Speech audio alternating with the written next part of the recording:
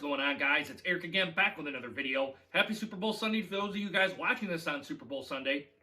I kind of want the Chiefs to win. I'd like to see them kind of repeat as Super Bowl champions, but Tom Brady's one hell of a quarterback, so you never can count out Tom Brady with the Super Bowl experience that he has and just the really good quarterbacking skills that he has.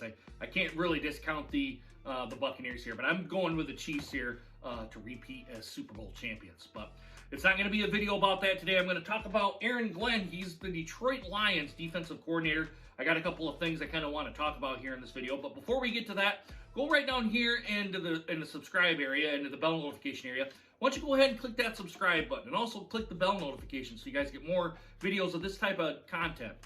I do Detroit Lions content. I do Michigan and Michigan State football and basketball content. Anything big happens with the Pistons or the Red Wings, I'll go ahead and talk about those too. But I don't necessarily do the games on there. Hockey I don't really know a whole lot about, and basketball just bores me. So getting on with that here, guys. Let's talk about Aaron Glenn being the defensive coordinator for the Detroit Lions. He comes from the Saints organization, and he was the secondary coach. So this is a big jump from being a secondary coach to a defensive coordinator, and it kind of rings a little bit of alarm bells for me, being that it's that big of a jump and not kind of progressing up through the coaching ranks to try to get to a defensive coordinator position. Now, maybe he did well in the interviews and all that, and the Lions organization said, yes, you're going to kind of be our defensive coordinator for this year, and who knows how long the contract is for. It doesn't really matter. The big thing to me is there's red flags and alarm bells kind of going off when I read secondary coach, and now he's the Detroit Lions defensive coordinator. Big time alarm bells kind of go off here. The good thing about him is that he does get on the field. He's not against kind of getting on the field, getting physical with the players, trying to get his point across to others on here. So I think that's a real big advantage to, at least for Detroit, and into the secondary, especially being in the secondary, so he can kind of get his philosophies down.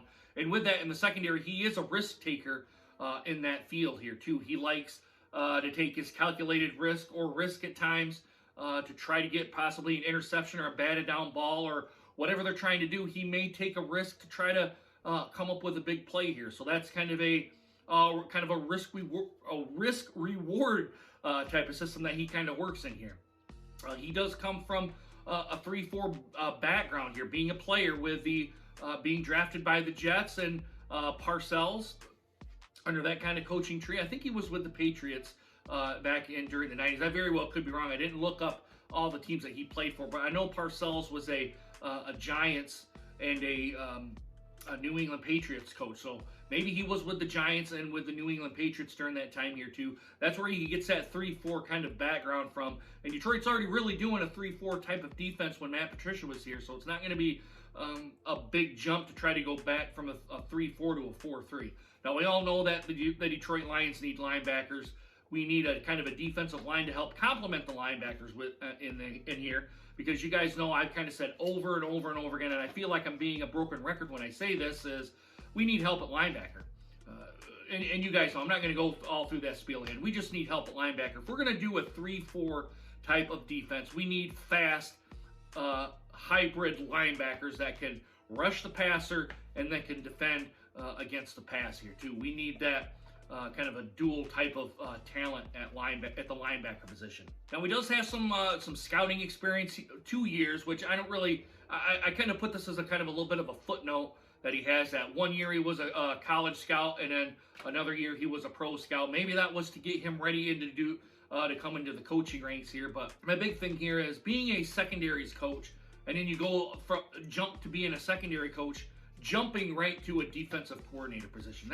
That's the big thing for me. I kind of, like I said at the beginning of the video, bunch of red flags come up, bells kind of come off here. But maybe he might be a damn good one for the Detroit Lions. We just don't know here yet. I'm cautiously optimistic about this hire. I'm almost to the point of being pessimistic here. I'm like, man, Detroit's doing a lot of first-time coaches and whatnot to try to find that recipe to try to get the right coaches in here.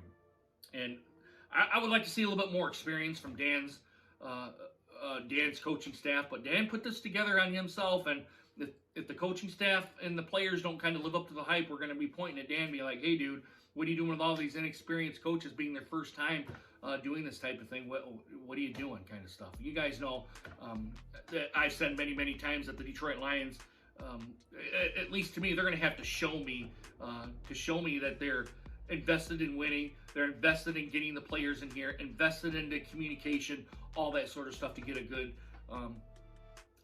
to put a good product on the field for us. That's just primarily it here, guys. But like I said, secondary coach jumping into a defensive coordinator position.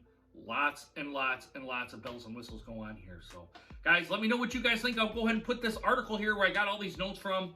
I'll go ahead and put that down into the comments area, or not the comments area, down to the description area so you guys can follow along, read the article, do all that sort of stuff.